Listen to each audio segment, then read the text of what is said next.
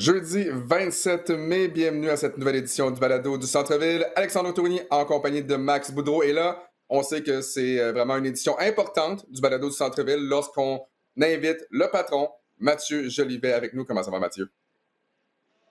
Ça va, vous autres, les gars? Ça Ça va très va, bien? c'est Michic. C'est Ben, Michic c'est pour ça. toi, mon Matt.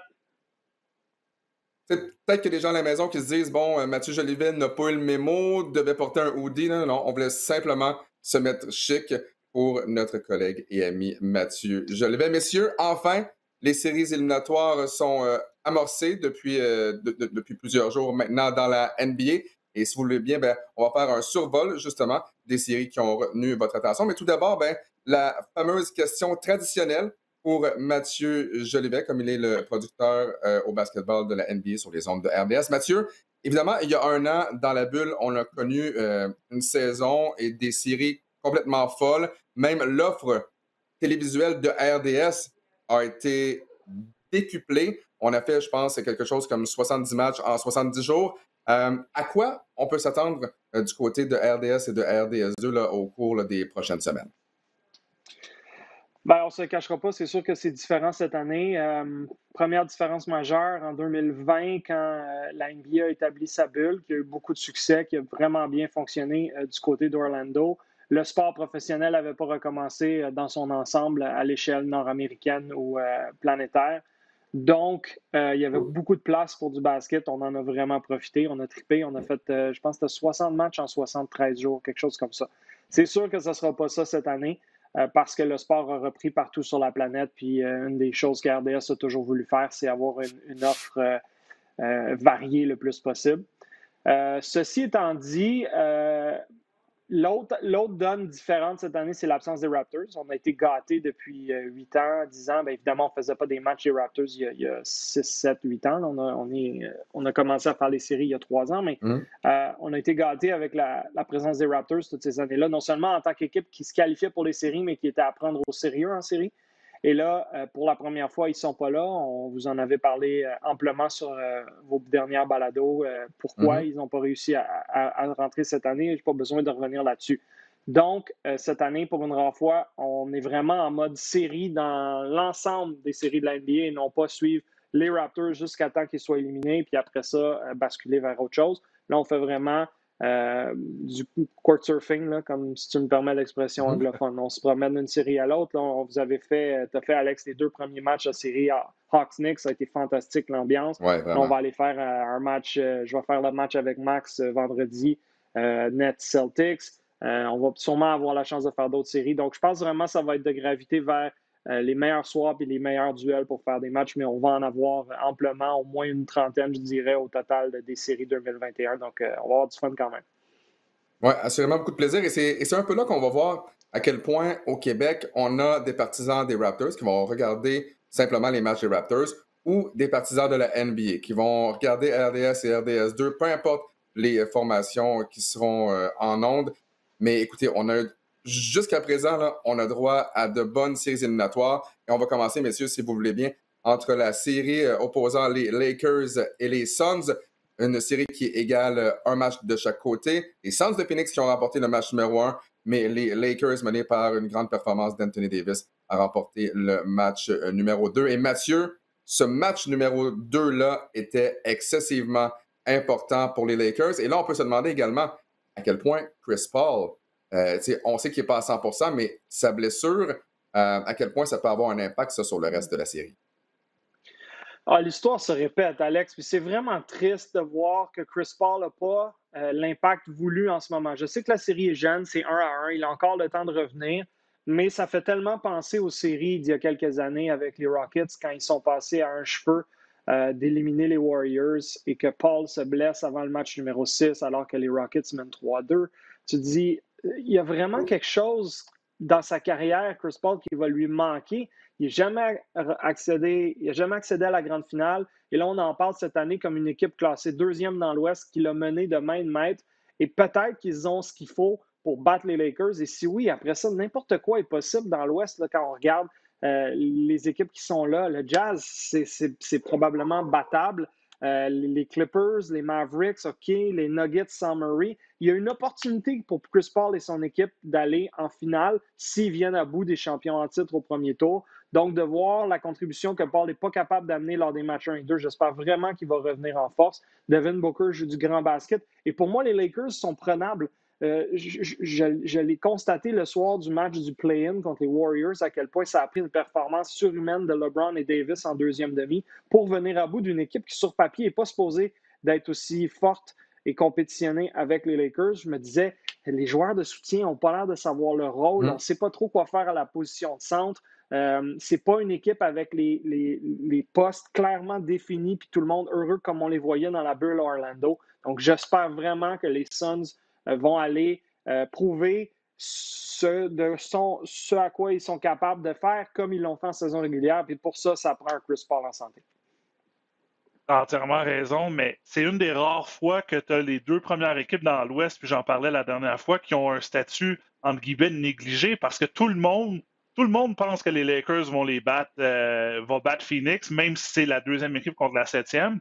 Et le premier match a vraiment été un statement de Phoenix de hey, écoute, on n'a pas fini deuxième là, par chance.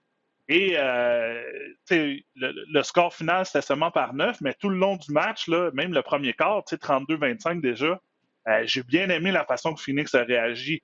Là, c'est comme si on a réveillé un peu la bête, on a mis un doute dans l'esprit des joueurs de Lakers, de OK, oui, on est les champions en titre, mais il faut quand même prendre Phoenix de façon sérieuse.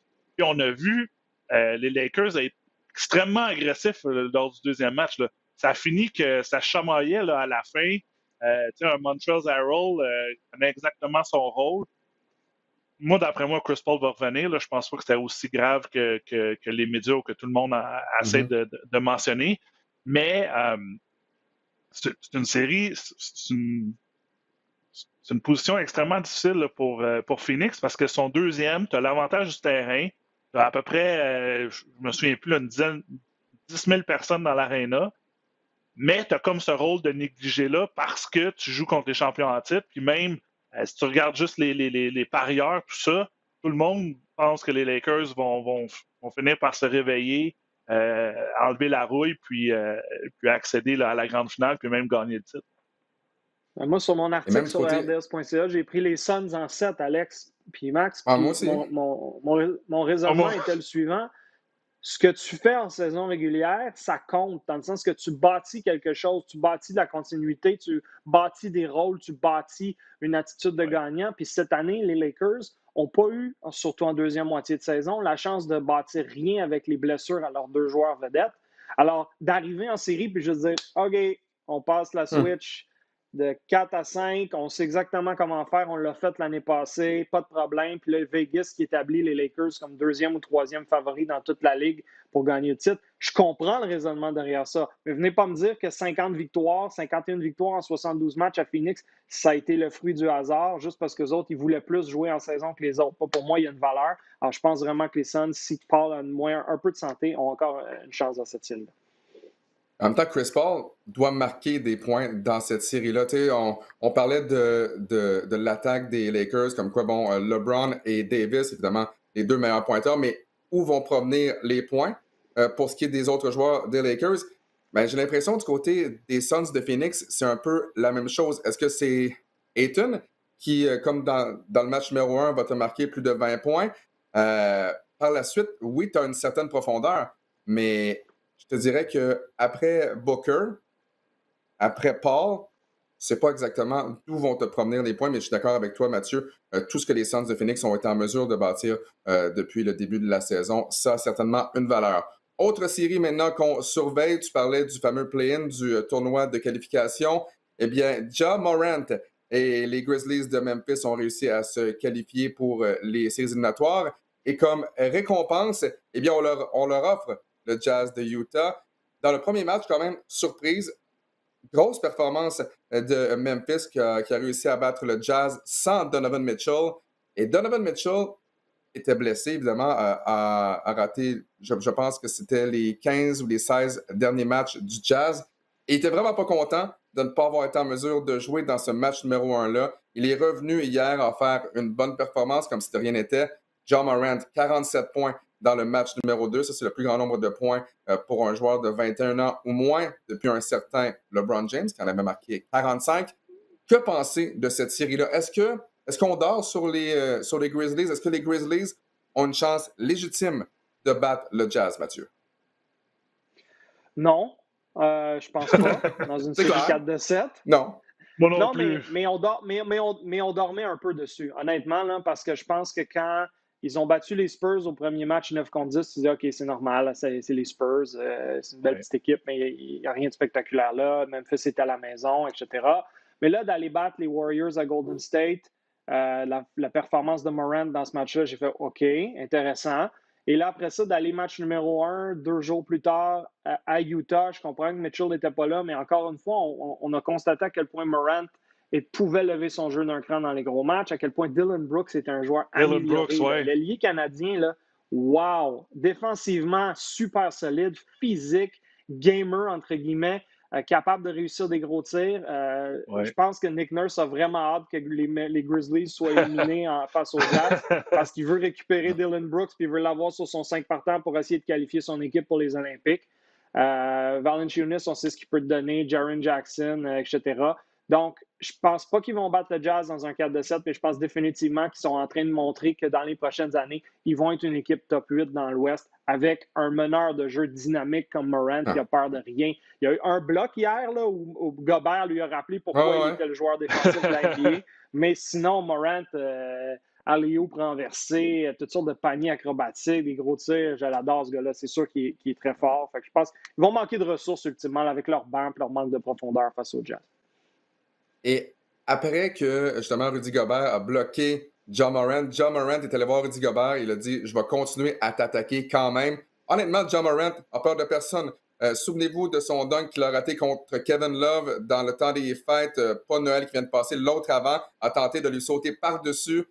Honnêtement, John Morant n'a peur de personne. Max, si tu le veux bien, on va passer dans l'Est, série entre les Bucks de Milwaukee et le Heat de Miami, série revanche. On a eu droit à un match numéro 1 très serré, buzzer beater au 4e quart de Jimmy Butler pour permettre donc au Heat de créer l'égalité et de pousser le match en prolongation. Tout ça pour perdre sur un tir avec moins d'1 seconde à jouer de Chris Middleton. Et le match numéro 2, ça n'a pas été nécessairement très, très beau pour le Heat de Miami. Qu'est-ce que tu retiens de ces 2 premiers matchs? Ben, qu'est-ce que je retiens, c'est que cette série-là, dès le début, je me suis dit, OK, les Bucks sont 3e. Je pense qu'ils sont meilleurs que la position qu'ils ont fini cette année. Mais on a vu les ajustements qu'ils ont fait tout au long de la saison. La façon qu'on joue avec Antetokounmpo, c'est un joueur qui pose de plus en plus d'écrans que dans les années précédentes. Le fait qu'on est allé presque all-in pour aller chercher un Jrue Holiday, un joueur qui est capable de manier le ballon, un joueur qui est capable de jouer défensif. Mais la série piège, c'était contre le Heat parce que le Heat sont capables de jouer l'excellente défensive. Puis Bam Adebayo est un joueur qui est capable de contrer, entre guillemets, là, en lettres minuscules, si je peux dire, Giannis Antetokounmpo. Puis le premier match, écoute, ça a été, comme tu dis, là, extrêmement serré. Puis je me suis dit, écoute, Miami joue à Milwaukee, c'est sur la route, mais ils sont encore dans la tête des Bucks de l'année passée. Et le deuxième match a été complètement l'effet contraire. On a, je pense, dès le premier quart, là, il me semble que c'était 46 points là, des Bucks. Réussite tir de 3 points après 3 points. Puis on voit vraiment là, que Coach Budenholzer s'est ajusté.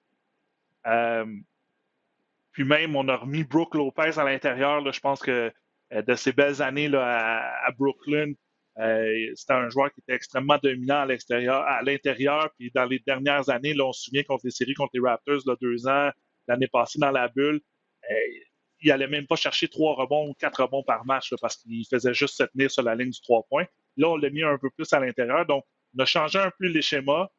Est-ce que la série est basculée? C'est avantage 2-0. Est-ce que je pense que Miami va peut-être gagner un match à la maison? Ça va se finir, d'après moi, en 6. J'avais mis Milwaukee en 7.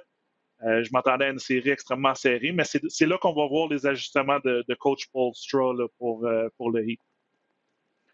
Mathieu, hier, tu me parlais d'une barrière psychologique. Une barrière psychologique pour les Bucks de Milwaukee. Cette barrière-là, pour toi, ça représente quoi? Est-ce que c'est de battre le Heat? est-ce que c'est de se rendre jusqu'en finale de la NBA? Est-ce que tu peux clarifier ce que tu veux dire par barrière psychologique pour les Bucks? Ben, fais la genèse de comment cette équipe-ci est bâtie. Tout a commencé avec le repêchage de Giannis. Et ça a été, on a trouvé une perle là, au milieu de la première ronde. Personne ne savait quoi penser de ce jeune homme-là. Il est devenu le joueur de concession qui non seulement a été loin au-delà des attentes, mais a voulu rester dans un petit marché à Milwaukee et prolonger son contrat. Donc là, on a notre pierre angulaire, mais on ne semblait pas avoir trouvé la combinaison l'année passée de comment l'entourer comme il faut. Donc, si tu reviens, il y a 3 ans, on était une bonne équipe, mais pas prêt encore. Il y a 2 ans, on aurait probablement dû battre les Raptors en avance 2-0 dans la série, puis on est passé 3 fois proche de gagner le match numéro 3. S'ils gagnent le match numéro 3 Toronto, qui se termine en deuxième prolongation, la discussion, on ne parle pas des Raptors en tant que champion de 2019. Là. Donc, il y a eu un blocage là qui a fait très mal. L'année passée, dans la bulle, catastrophe, on se fait sortir par le Heat, personne n'avait vu venir ça. Là, oui, comme Max dit, on rajoute Jrue Holiday, mais c'est surtout que Giannis continue de se développer, Middleton semble meilleur, et les autres joueurs de soutien comprennent leur rôle. Il faut absolument commencer par battre le... Oui, Bryn Forbes, combien de tirs de 3 points au match numéro 2, donc ça aussi, c'est une arme importante pour eux. Donc là, écoute, il faut absolument qu'ils battent le Heat, ça c'est la première ébauche, il n'y a aucun doute. Et après ça, j'aurais dit, selon moi, c'est leur année dans l'Est pour sortir de l'Est et aller en finale. Mais là, tu as formé un Big Three à Brooklyn qui vient peut-être de changer la donne, mais ils ont eu des matchs extraordinaires en saison régulière, les Bucks et les Nets. Je pense pas qu'Giannis a peur de Durant et je pense pas que personne du côté des Nets peut ralentir Giannis. Ça pourrait faire une série de deuxième ronde exceptionnelle qui serait essentiellement une finale de l'Est avant la finale d'une certaine façon. Ouais. Donc, c'est là. La barrière est là. Est-ce que tu es capable de passer 1 niveau, 2 niveaux par-dessus où tu étais? Parce que si oui, ils ont une super équipe. Mais là, la donne a changé dans l'Est. Puis il ne faut pas prendre le Philly à la légère non plus. Philadelphie a une bonne équipe et ils ont un parcours plus facile pour accéder à la finale de l'Est cette année. Monsieur, le temps file et je sais que Mathieu a une réunion dans une dizaine de minutes, donc on va essayer de faire vite. Écoutez, plus de 5 ans après cet échec-là, je pense que tout le monde se souvient du match entre le Venezuela et le Canada dans les qualifications olympiques là, qui menaient aux Jeux olympiques de Rio. Le Canada s'est incliné. Je l'ai écrit ce match-là, Alex. J'en fais encore des cauchemars. Ouais. C'est incroyable de penser qu'on a perdu. Ouais. Bon, et là, tout le monde se souvient comment ça s'est terminé pour Andrew Wiggins. On l'a amené sur le banc. On lui a préféré Aaron Dornkamp, qui était un des anciens joueurs de Coach Smart du côté des Ravens de Carleton. Donc, entre le Canada et Wiggins, ça n'avait vraiment pas très bien fini au terme de ces qualifications olympiques-là en 2015. Et là, surprise, Andrew, en fait, c'est pas nécessairement une surprise, mais c'est une bonne nouvelle à tout le moins. Andrew Wiggins a confirmé sa présence pour le tournoi de qualification olympique qui aura lieu à Victoria en vue des Jeux olympiques de Tokyo. On répète, si les Jeux ont lieu, on se croise les doigts pour que ce soit le cas. Donc, Mathieu, assurément, une très bonne nouvelle. Et ça donne, je dirais, là, c'est peut-être le premier joueur, entre guillemets, qui va faire effet boule de neige. On sait que Jamal Murray aurait participé à ce tournoi de qualification-là s'il n'avait pas été blessé à un genou. Mais là, avec Wiggins qui s'amène, j'ai l'impression que les autres également vont vouloir jouer avec la formation canadienne.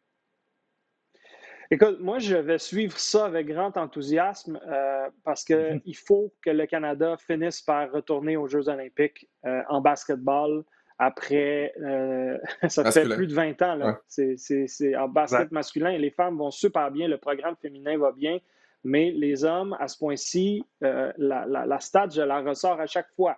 Le deuxième pays avec le plus de joueurs NBA, c'est le Canada. C'est les États-Unis loin en avant, puis après ça, le Canada est deuxième. Quand tu es le deuxième pays qui en produit le plus, tu devrais aller aux Jeux olympiques devant des nations comme le Venezuela et compagnie.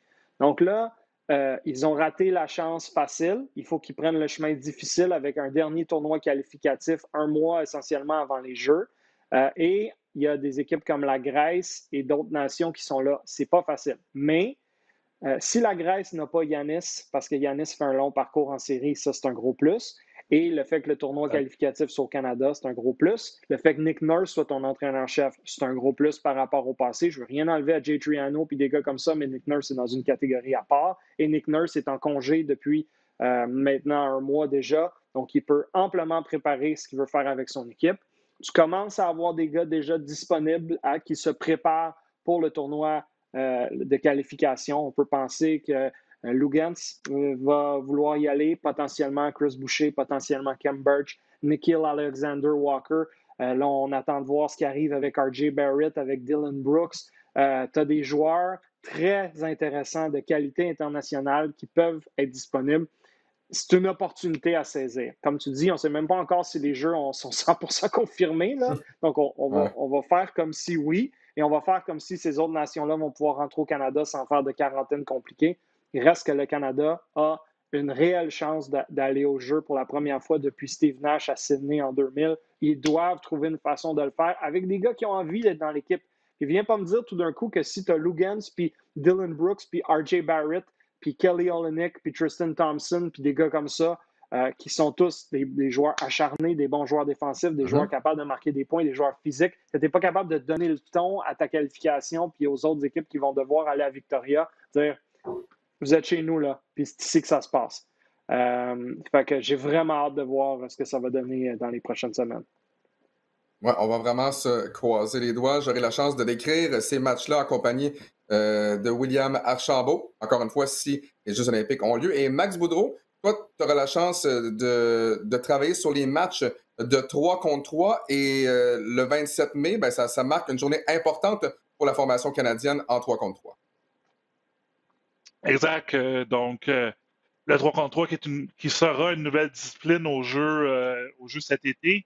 Et on n'a pas d'équipe canadienne, malheureusement, qui ont été qualifiées ou qui peuvent se qualifier pour le tournoi.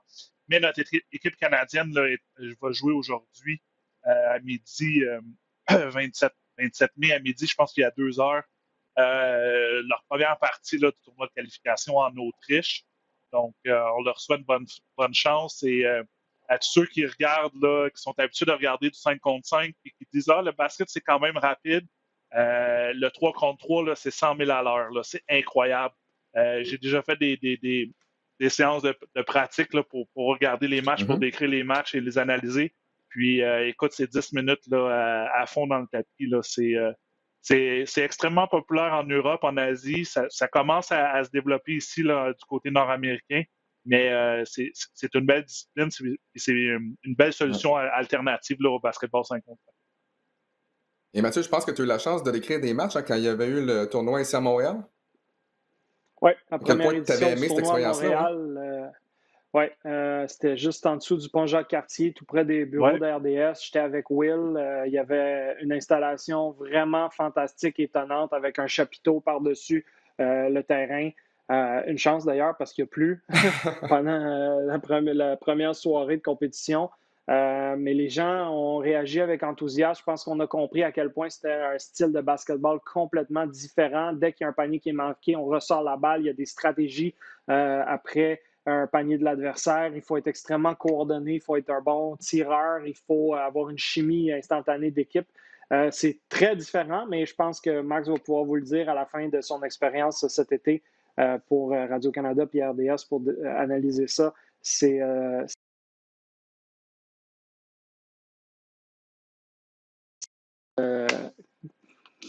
un peu différent qu'on le connaît, de 5 contre 5 tout terrain, mais honnêtement, c'est juste bon, ça fait rayonner le basket de façon additionnelle. Mathieu Jolivet, merci beaucoup d'avoir pris le temps de nous parler ce matin. On te laisse à ta réunion qui commence, je pense, dans 1 minute 30. Donc, merci encore une fois, puis on se retrouve bientôt à RDS. Merci, Mathieu. Ben, merci, les gars. Puis, Max, prépare-toi. On se retrouve vendredi soir pour un petit Nets Celtics. Pas le match de la dernière chance de Boston, mais presque. All right. Ouais. OK, justement, Max, parlons de cette série entre les Nets de Brooklyn et les Celtics de Boston. On savait qu'avec la blessure de Jaylen Brown à un poignet, et on rappelle aux gens à la maison, Jaylen Brown va rater tout le reste des séries éliminatoires. Et le problème, c'est que le reste des séries éliminatoires pour les Celtics, ben, on parle peut-être là, du week-end. Ça pourrait être assez rapide. Ouais, voilà. Honnêtement, de tenter de battre les Nets de Brooklyn, c'est un problème. On savait que c'était pour être un problème. Le Big Three avait disputé très, très peu de matchs ensemble, donc Kyrie, KD et James Harden. Et là, le problème, c'est non seulement tu as affronté ces 3 gars-là, Et on l'a vu dans le match numéro 2. Si tu surveilles justement ces 3 joueurs vedettes-là, ben, il y a un certain Joe Harris qui est capable de t'enfiler les 3 points à une vitesse assez vertigineuse. Et c'est exactement ce qu'il a fait avec une récolte de 25 points. Est-ce que les carottes sont cuites pour les Celtics de Boston? Écoute, je veux pas avoir le gars qui a vendu déjà la peau de l'ours avant de l'avoir tué, mais la pente là, est extrêmement abrupte là, pour les Celtics. Surtout que le Big Three commence à avoir une certaine chimie et jouer ensemble. Puis, on l'a vu, le premier match, la première demi, même, je dirais, le premier quart, ça me faisait penser tu sais, dans les tournois de la NCAA, tu as les équipes 1 contre 16. Là, tu as l'équipe Ouais. numéro 1, puis ils ont toujours de la misère à partir. Là. C'est comme si on devrait les battre, là, on va être correct, on est meilleur qu'eux. Puis les joueurs des Celtics sont arrivés avec le couteau des dents, puis je pense même Boston gagnait par 5 au premier quart. Puis tout le monde se disait, mon Dieu, qu'est-ce qui se passe? Les joueurs des Nets sont même pas capables de faire un tir en foulée. Là. Je pense qu'ils ont manqué tous leurs tirs de 3 points.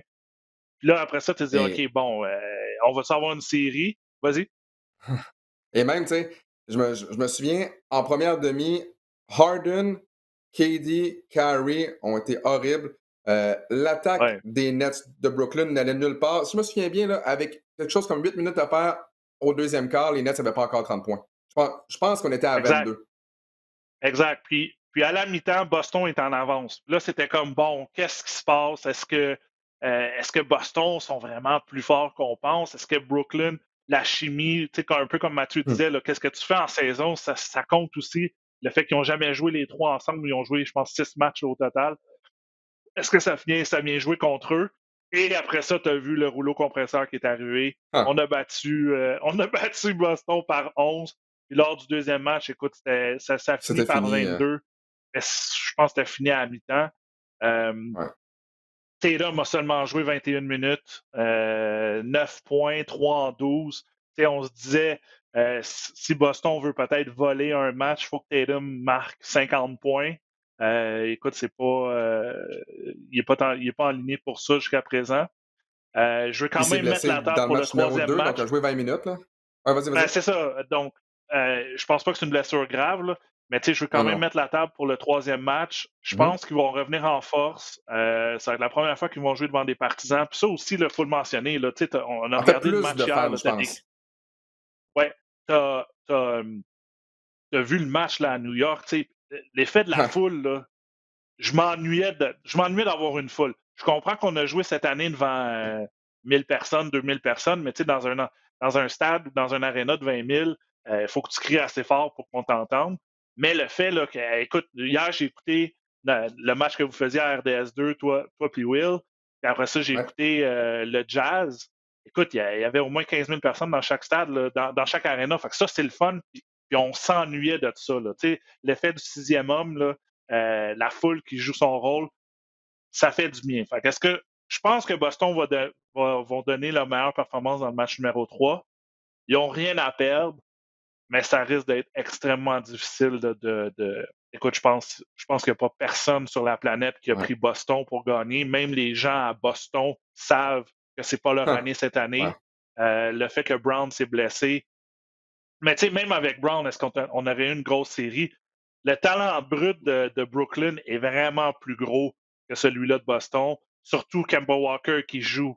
Est-ce qu'il est blessé? Est-ce qu'il cache encore sa blessure? Est-ce qu'il est à 100%? D'après moi, non. Brown n'est pas là. Tout repose sur Tatum. Comme tu l'as dit, il s'est blessé. Il a joué seulement 21 minutes lors du deuxième Ça, un match. doigt dans l'œil. Ben, exact. C'est un peu une tendance ces temps-ci. Hein. On a vu LeBron Ouais. dans le play-in, Tatum la dernière fois, mais je pense honnêtement que Brooklyn vont finir ça là, sûrement en 4 ou en 5. Mais on met la table pour potentiellement un match de deuxième ronde, Brooklyn-Milwaukee, qui va être du bonbon là, pour les fans de basket. Ouais, et on s'en parlait avant le début du balado. J'ai eu la chance de décrire les 2 premiers matchs entre les Knicks de New York et les Hawks d'Atlanta. Ah Et ouais. pour moi, honnêtement, pas nécessairement pour ce qui se passe sur le terrain, mais pour l'ensemble de cette série-là, c'est ma préférée. Les Knicks de New York et les Hawks d'Atlanta, donc à égalité 1-1 dans cette série-là. 15 000 spectateurs présents à Madison Square Garden dans le match numéro 1. Et ça doit être quand même assez stressant pour des joueurs qui en sont à leur premier match éliminatoire. C'était le cas pour Julius Randle, c'était le cas pour R.J. Barrett, c'est le cas pour Trae Young également. Et Trae Young, avec son tir flottant avec 9 dixièmes de seconde à jouer au premier quart, a donné donc ce premier match aux Hawks d'Atlanta. Et avec ce tir-là, il est devenu l'ennemi numéro 1 à Madison Square Garden, New York. C'est plus avec ce qu'il a fait après, je pense, que juste le tir qu'il a réussi. Mais, hey, Max. Écoute, c'est ça la beauté. Là. On scandait F, Trae Young tout au long du match à Madison Square Garden. Donc, je pense que c'est pour ça que lorsqu'il a réussi son tir, il a dit là, vous arrêtez de parler. Et il a même dit, hey, soudainement, c'est it's quiet here. Hein? C'est très, très, très silencieux, c'est tranquille. Et il est devenu l'ennemi numéro 1, comme Michael Jordan était l'ennemi numéro 1 dans les années 90. Reggie Miller. Avec les Knicks de New York. Reggie Miller également. Et là, je pense qu'on peut ajouter Trae Young là-dedans. Match numéro 2, donc, hier, entre ces deux formations-là. Trae Young, encore une fois, a connu un fort match avec 30 points. Mais cette fois-ci, les Knicks de New York l'ont emporté. Et simplement pour revenir sur ce que je parlais, sur les partisans et sur Trae Young, on a donné, en fait, je ne sais pas qui, mais il y a des gens qui ont donné des feuilles avec des choses à scander contre Trae Young à l'entrée de Madison Square Garden. Et il y en a un qui était « Trae Young, tu commences à perdre tes cheveux. Trae Young, you're balding. » Et là, on a scandé ça tout au long du match. On a encore scandé les fameux F Trae Young. Mais attends, je veux rajouter un point. Ça, là, c'est monnaie courante dans la NCAA. Surtout surtout, moi, je vais parler pour ma conférence. Là, quand on jouait contre Akron ou Ohio, qui étaient nos rivaux, là, t'avais des feuilles, parce qu'après que tu finis le match, nous, on restait des fois... il y a des joueurs locaux, oui, ils jouaient pour Buffalo, mais il y a des joueurs qui venaient de l'État d'Ohio. Fait qu'on restait, puis on regardait les feuilles. Et les feuilles, là, le monde font leur devoir. Là. T'as le joueur, c'est quoi le nom de sa mère, son frère, ses sœurs. Tout pour rentrer dans la tête de l'adversaire pour avoir ce petit edge-là. Quand j'ai vu ça hier, le fun fact sheet ou whatever, comment t'appelles, je me suis dit, ça, c'est une ambiance de la NCAA. Puis à New York, là, ça fait longtemps. Fou. Écoute, ça fait quoi? Ça fait 13 ans, je pense, qu'ils n'ont pas été en série? 8 ans, depuis 2013. 8 ans, excuse-moi. Depuis 2013, c'est ça. 2013, je me suis trompé. Mathieu, je pense, a retweeté en plus sur Twitter. Là, c'est fou l'ambiance. Là. Puis, quand on dit que le basket, New York, c'est la mecque du basket, ça te prouve là, que c'est des gens passionnés là, qui connaissent le livre des règlements de A à Z, qui connaissent le basket, qui ont grandi avec ça, qui ont joué au parc toute leur jeunesse. Ils ont besoin de cette énergie-là. Oui, Brooklyn, c'est de l'autre bord. C'est pas la même chose. Oui, il y a beaucoup de joueurs des Nets, tout ça, mais New York au Madison Square Garden, j'ai jamais eu la chance d'y aller. C'est sur mon bucket list, il faut que j'y aille. Mais c'est une des meilleures arénas, si je pourrais dire, là, côté ambiance dans la NBA. Ça fait du bien de voir un marché comme New York réussir à avoir du succès. Puis cette équipe-là, comme tu dis, elle est très jeune. Et jusqu'à présent, le premier match, on a vu peut-être un peu de joueurs timides. Deuxième match, j'ai vu Randle, première demi, là, ça a été difficile. On dirait qu'il se cherchait pendant un bout. Là, lui et Barrett ne voulaient même pas tirer le ballon. On a essayé de le donner à Derrick Rose, qui a l'expérience des séries. Une chance que Rose est là. Au moins, c'est sûr. Mais on s'est ajusté, puis c'est un bon mix d'avoir un joueur comme Rose. Et comme vous le mentionnez, moi, je le mettrais sur le 5 partants. Elfrid Payton, je m'excuse, tu as des beaux cheveux, là, mais tu commences, puis après ça, tu te fais sobber. Ça me fait penser à qu'est-ce que Nick Nurse faisait avec Aaron Baines. Là. C'est comme s'il veut faire plaisir à quelqu'un en mettant Payton puis en disant « OK, Rose, tu vas être le sixième homme, mais à partir de la deuxième demi, tu vas jouer comme sur le 5 partant. » C'est ça qui est un peu bizarre.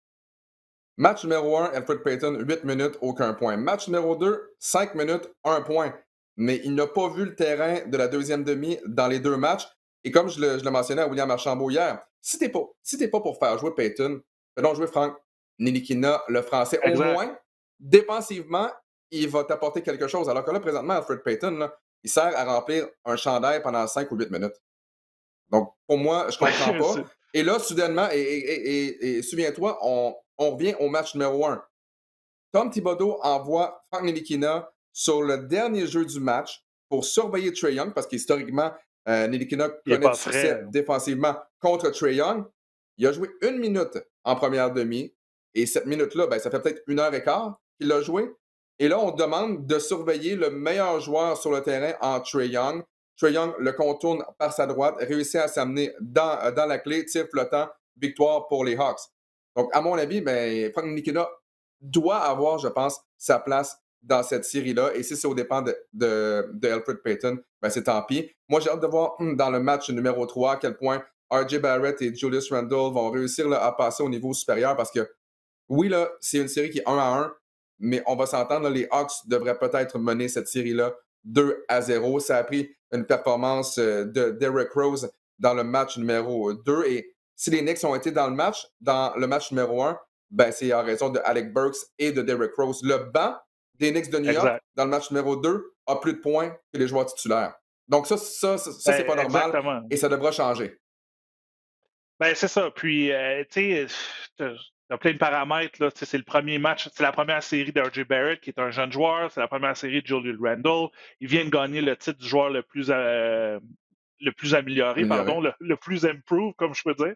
Mais je l'ai senti timide. Puis, tu sais, quand je dis que la foule a son effet positif, la foule peut avoir son effet aussi négatif que ils attendent tellement que tu aies un 24-25 points que là, tu es rendu à 3-4 points. Tu commences à être timide. Randle était quoi, 5-16, je pense, dans le match. Puis au début de la première demi, il était, je pense, 2 en 8 ou 2 en 9. Forçait des choses. Ben en fait, Max, Randle avait 2 points en première demi, 2 lancers francs. That's it. Ah oui, c'est ça. Excuse-moi. Mais c'est ça, il y avait seulement 2 points. Mais c'est l'effet de la foule aussi peut être un peu, si je peux dire, pervers en termes qu'ils s'attendent tellement à ce que tu tires que tu entends comme quand tu as le ballon un genre de puis là, tu passes la balle, puis tu essaies soit de trop d'en faire ou tu dis écoute, je peux pas, j'ai pas un bon match, mais il faut qu'il revienne un peu à son bread and butter, si je peux dire, qu'est-ce qu'il a fait là, bien joué cette année. Mais on a une bonne série, il y a de l'ambiance, il y a comme un effet good evil entre les fans de New York et Trae Young. Là, ça s'en va à Atlanta. Est-ce que ça va être un peu la même chose? C'est une bonne série, pardon. Puis, tu sais, ça a été le fun de voir ces 2 matchs-là à RDS. Tu parlais de la foule. Honnêtement, là, j'étais tellement content d'avoir 15 000 spectateurs à Madison Square Garden de New York. Et là, on va transférer brièvement, parce que le temps file, à la série entre les Sixers et les Wizards. On s'entend là, je pense que les Sixers, c'est dans la poche, ou en tout cas, pas loin d'eux, mènent 2-0 présentement. Il n'y a rien qui nous indique nécessairement que Washington va être en mesure de revenir dans cette série-là. Mais bon, on verra. Hier, dans le match, Russell Westbrook retraite vers le vestiaire. Et là, tu as un partisan qui lui lance du popcorn. Et une chance, honnêtement, une chance pour le spectateur que Russell Westbrook a été retenu par environ 6 personnes. Je pense qu'il y avait quoi? Je pense pas que ça aurait bien fini. Oui, c'est ça. Il y avait du monde à l'entour de Russell. Oui, les spectateurs, ça me manquait. Mais quand je vois des choses comme ça, là, ça me manque pas tant que ça. De voir des spectateurs, et je comprends qu'il y a des spectateurs bon, qui sont respectueux, mais tu sais, souviens-toi ce qui se passait du côté du Jazz. Entre autres, à Utah, les spectateurs à l'époque, bon, qui disaient des choses pas très, très belles nécessairement aux autres joueurs. Finalement, c'est l'ambiance qui me manque, mais les spectateurs en tant que tels, est-ce que ça me manque? Ben, je sais pas. Ah, ben écoute, moi, ça me manque. OK, il faut dire, le geste qu'il a fait sur le popcorn, je pense, c'est un geste isolé, puis c'est impardonnable. Je pense pas que tu dois faire ça. J'espère que les caméras ont pu voir c'est qui, puis ce partisan-là va être refusé l'accès ou même banni du Wells Fargo Arena. Mais jusque là, tu dis, si les partisans disent des choses, écoute, ça fait partie du jeu. J'ai été joueur, écoute, les choses qu'on a dit sur moi, là, je peux pas les dire en ondes ou sur le balado, là, on n'aurait pas de temps, puis en plus, on aurait peut-être on peut pas dire ces choses-là, mais Non. je veux dire, ça fait partie de jouer un match à l'étranger. Ça fait partie de l'adversité que tu dois combattre comme athlète. Je pense pas que tu peux pas aller dans un stade ou dans un aréna, n'importe quel match, puis dire OK aux partisans, vous pouvez pas parler. Vous pouvez pas dire des choses Non, je scandaleuses. À un moment donné, il y a une ligne que tu dois tracer dans le sable. Je pense que tu as le droit de scander des choses, dire des choses, sans que ça soit trop personnel. Mais en même temps, tu ne dois pas lancer des objets comme tu n'as pas le droit de lancer des objets sur le terrain ou lancer des objets aux joueurs.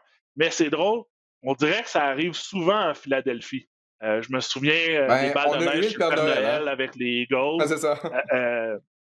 Écoute, je me souviens, je pense, avec les Phillies, là, toi qui es plus un fan de baseball que moi, c'est déjà arrivé. Mais il me semble que ça arrive souvent dans la ville de la fraternité, comme on dit. The brother silly love.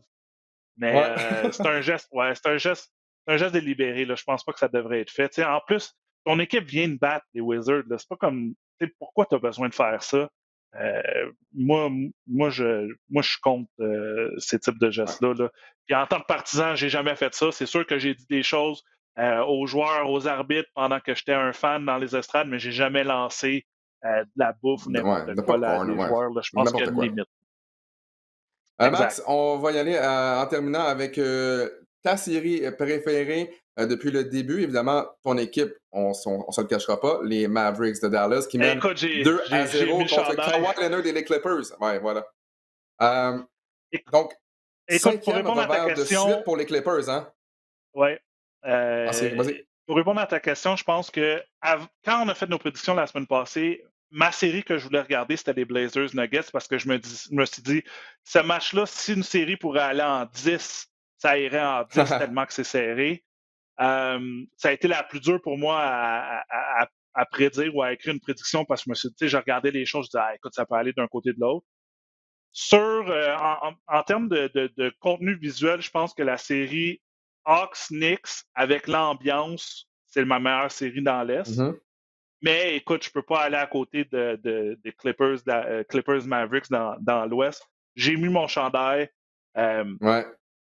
Mon cœur est toujours avec Dallas. C'est l'équipe, quand moi j'ai commencé à écouter le basket en 2000, que j'ai tout de suite adopté avec Steve Nash, Dirk Nowitzki, Michael Finley. Dirk Nowitzki, c'est mon joueur préféré. Écoute, j'ai appelé mon fils Maverick parce que, pas à cause de Top Gun, mais à cause de Maverick. On a un chien qui s'en vient, il va s'appeler Dirk.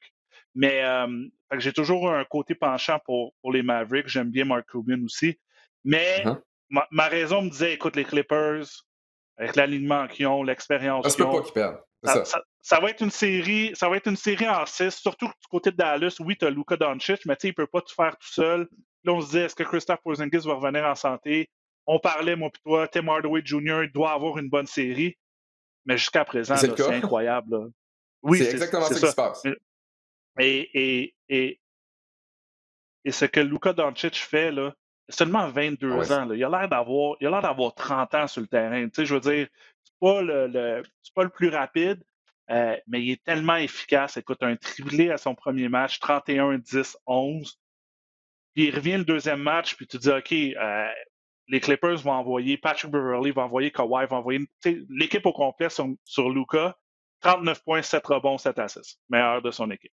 Puis c'est rendu tellement fou que c'est Luka Doncic à 22 ans qui est en train de trash-talker Patrick Beverley, qui est peut-être la plus grande peste dans la NBA. Et il trash-talk aussi Kawhi, que tu sais, you can guard me, tu peux pas jouer de la défense comme moi. Puis Kawhi est considéré comme un des meilleurs joueurs défensifs de la Ligue. Fait que Luka Doncic, là, d'après moi, c'est avec Giannis, là, ou même, je te dirais, il va peut-être dépasser Giannis en termes de popularité, de joueurs, de concessions, de joueurs de la Ligue. T'sais, il a seulement 22 ans, là, puis qu'est-ce qu'il fait, là, c'est incroyable. Donc, écoute, j'ai encore mis Clippers en 6 sur le RDS.ca dans mes prédictions, mais je pense que le vent a changé. Puis en plus, c'était 2 matchs sur la route, là. Il y avait seulement 6 000 personnes, là, c'est pas 15 000 personnes là, au Staples Center en Californie. Les restrictions sont un peu plus sévères là-bas, là, dans l'État de la Californie. Mais là, ça s'en va à Dallas. Et au Texas, je sais pas si tu as regardé des matchs des Rangers au Texas. c'est plein. Du monde. Fait qu'il va y avoir 18-19 000 personnes au Texas. Et là, on a l'avance 2-0 dans la série. La pente est extrêmement abrupte là, pour les Clippers. Ça risque d'être difficile. Ouais. Et tu sais, Max, les Clippers ont perdu le match numéro 2. Kawhi Leonard marque 41 points. Paul George en marque 28. Le problème, c'est tout le reste. Exact. Marcus Morris connaît une série très, très, très, très difficile. Ivica Zubat, et je pense que c'est lui qui mène au chapitre des plus et moins. Il mène au chapitre des moins de loin dans cette série-là. Ouais. Patrick Beverley avec 3 points. Donc, à part Kawhi et à part notre ami Paul George, Playoff Rondo, ne fait pas grand-chose aussi. Là. On est allé le chercher. Non. Je pense du côté des Clippers, tu l'as mentionné, c'est profondeur. Tu as Kawhi, tu as Paul, qui est 2 superstars, mais après ça, tu es allé chercher Nicolas Batum, qui est vieillissant, Rajon Rondo, qui est vieillissant, Serge Ibaka, seulement 6 minutes 1-1 la dernière fois. Est-ce qu'il revient d'une blessure? Donc, il n'est pas à 100%. Mais tu commences avec Patrick Beverley. C'est pas... Patrick Beverley, là, moi, je le mettrais dans un rôle que Marcus Smart a à Boston. Là. C'est 6e homme, si tout va bien. Là, Marcus Smart commence maintenant, mais ça serait le 6e homme. Puis, tu arrives en 2e vague avec de l'énergie, puis tu mets de la pression sur leur meilleur joueur de l'autre équipe. Mais il manque la profondeur. On questionne même est-ce que c'est le coach Ty Lue qui n'est pas capable de gagner. Tu te dis, est-ce que. En même temps, Doc Rivers n'a pas réussi à gagner non plus. Ben, c'est ça. Est-ce que. Puis je pense que c'est Will qui tweetait récemment Kawhi aurait dû rester à Toronto, puis on aurait deux autres championnats où on aurait deux fois meilleurs, deux meilleures équipes. Là. On peut argumenter là-dessus. Mais on s'entend jusqu'à présent que la décision de Kawhi d'aller jouer à la maison, c'est un peu reviré contre lui. Le temps nous dira, comme on dit. Et de donner autant pour Paul George aussi. Exactement, parce que les choix de repêchage, là, on n'en a pas beaucoup là, du côté des Clippers, puis on les a tous donnés à Sam Presti à OKC, mais je pense pas qu'il y a personne qui pensait à ce jour que Dallas allait être 2-0 là, en avance 2-0 dans la série là, après 2 matchs. Tu sais, Max, si jamais Kawhi Leonard devait quitter rapidement, et si jamais Paul George également devait quitter rapidement, là, soudainement, ben là, les Clippers, ça devient une équipe très ordinaire et les choix de repêchage qu'on a donnés pour Paul George, ça ne sera pas des choix de numéro 20, 22, 23, 24, 25, etc. Là. Ça pourrait être top 15, si jamais. Écoute, c'est 2-0, il reste encore beaucoup de temps et Kawhi et Paul George, du contraire, sont encore en uniforme. Bon. Ça peut changer, mais ça prouve que des fois, quand tu vas le tout pour le tout, tu peux avoir la main heureuse comme Masai il y a 2 ans, mais tu peux aussi avoir l'air fou. Et là, jusqu'à présent, le GM des Clippers a l'air un peu. Disons que ça n'a pas rapporté, à tout le moins. Max Boudreau, merci encore beaucoup pour ton temps ce matin. Toujours très intéressant de faire ce balado en ta compagnie. On te souhaite également un bon match numéro 3 entre les Celtics et les Nets. Un match qui sera présenté à RDS ou à RDS 2, en tout cas un ou l'autre, vendredi à compter de 20h30. Tu y seras en compagnie de Mathieu Jolivet. Et pour notre part, on se retrouve dans une semaine, jeudi, le 3 juin, déjà le mois de juin qui arrive à grands pas pour une autre édition du Balado du Centre-Ville. Donc, encore une fois, merci à Mathieu Jolivet pour sa présence. Et Max, j'ai très hâte de te retrouver dans une semaine. Donc, le jeudi 3 juin, pour une autre édition du Balado du Centre-Ville. Salut Alex, salut tout le monde. Bonne journée tout le monde.